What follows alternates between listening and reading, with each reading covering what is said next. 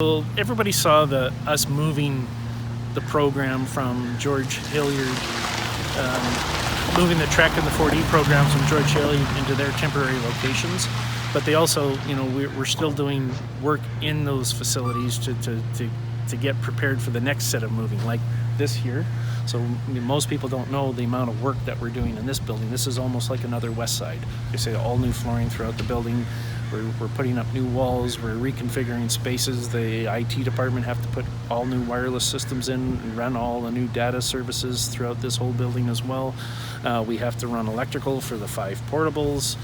We have to prepare the site for the 5 portables. I think we've done amazing work. I'm just shocked when I see how much is done and how fast we have an amazing group of people, and they really reach deep to get this stuff, to get all these things done, from the electricians, the carpenters, the painters, the plumbers, the HVAC guys.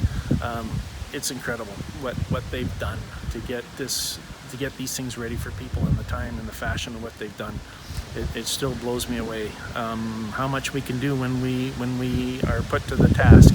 But that's not sustainable. That's not something that we can continue to do year round, right? That's over and above, and it is going to drain everybody's batteries.